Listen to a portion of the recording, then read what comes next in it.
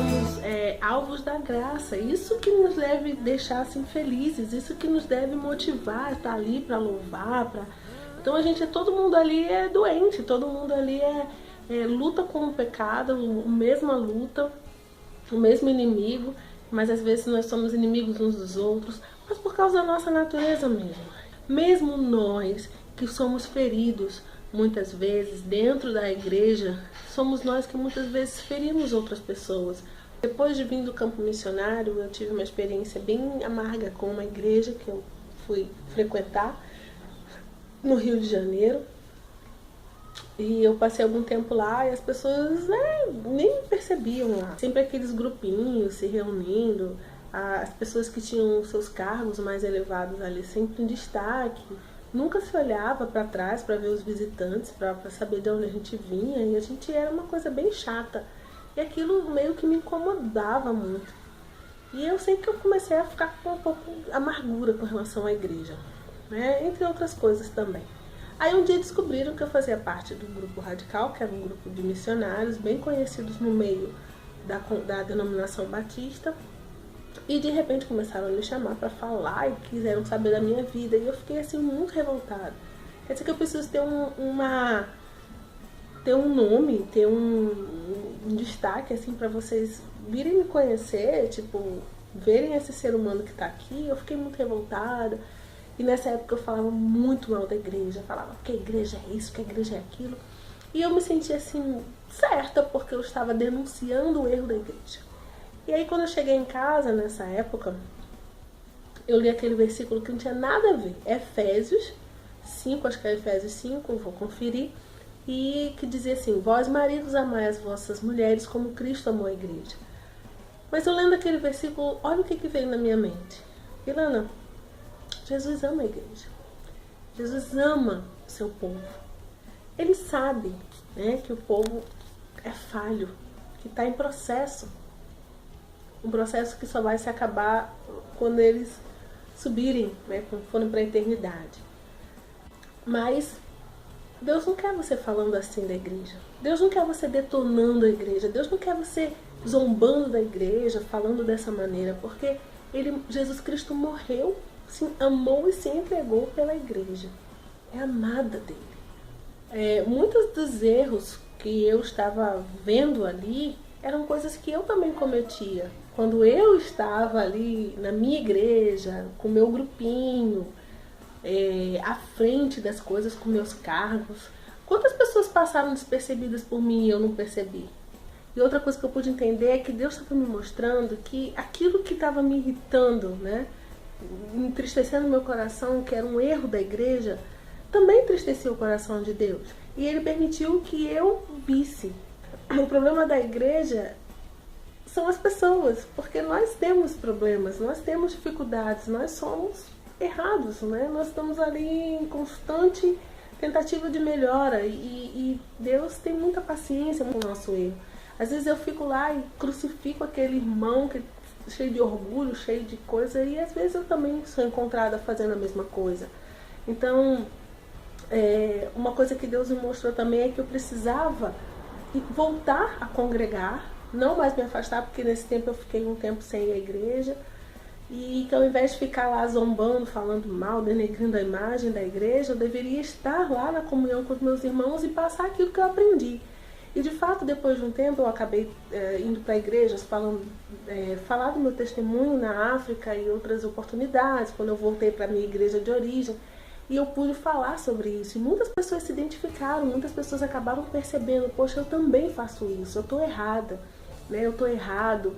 E isso foi muito bom, porque eu percebi que Deus queria, que Deus muitas vezes permite que você fique incomodado com algumas coisas, porque Ele também está incomodado, mas Ele quer que você esteja no meio para fazer a diferença, para ser um discípulo, né, a mais. A gente sabe que no meio da igreja também tem muitas pessoas que não são convertidas, tem pessoas que têm anos de evangelho, seguem a lei à risca, mas não têm o amor de Cristo.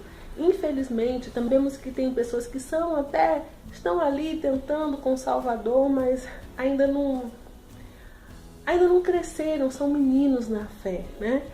E acho importante que a gente pense por esse lado, né? Jesus, ele morreu por essas pessoas também.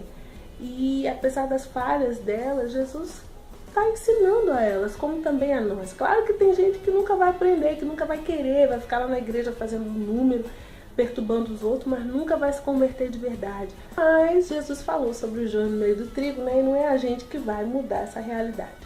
Agora, claro que os momentos de comunhão, os momentos de louvor, de colocar os nossos talentos à disposição do Senhor ali, enfim.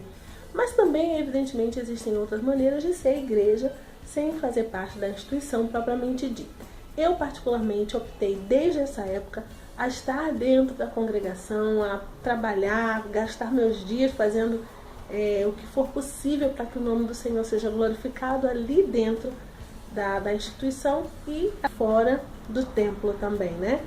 Então, se você não voltar para a instituição, pelo menos eu peço, tenha um pouco mais de paciência, né? Mais de tolerância, porque nós todos estamos num processo e que Deus possa te curar daquela ferida, que aquela palavra maldita que foi falada lá dentro, porque alguém olhou pra gente de um jeito errado. Enfim, a gente precisa entender que a gente tá naquela instituição olhando pra Jesus, não é olhando pra ninguém. Então, se foi por causa de alguém que você deixou, então reveja isso, né? E uma coisa que eu quero terminar dizendo pra você. Se você parar e pensar, no fundo, é muito difícil você deixar de ser instituição e falho. Vamos dar um exemplo aqui que você de repente saiu da instituição e você agora quer fazer uma coisa independente. Aí você se reúne com os amigos que também são fora da instituição e começam a fazer o próprio momento de vocês, de adoração e tudo. E aí, no meio disso, vocês começam a perceber que não dá pra fazer de qualquer maneira, em qualquer lugar, toda hora. Então vamos pra praia, vamos. Vamos fazer na casa de fulano, vamos. Mas você vai perceber que mesmo fazendo de uma maneira informal, algumas coisas vão precisar ter ordem, né? Às vezes vai ter alguém que vai ter que organizar tudo, você vai precisar de dinheiro para algumas coisas. Em alguns momentos talvez vocês vão ter que se organizar e dividir tarefas. E as falhas começam a acontecer. Porque basta a gente começar a conviver e começam as coisas a acontecer. De repente alguém aí se levanta como líder e os erros vão acontecer, né? As falhas de liderança vão acontecer, as suas falhas, às vezes vai ter problema de comunicação e vocês nem são uma instituição com CNPJ nem nada, é só um grupo que se reúne. Porque instituição é humana. Mas se essa instituição tem como a base, o centro, o evangelho verdadeiro, sim, vai ter falhas, mas vai seguindo aquilo que Jesus nos mandou ser.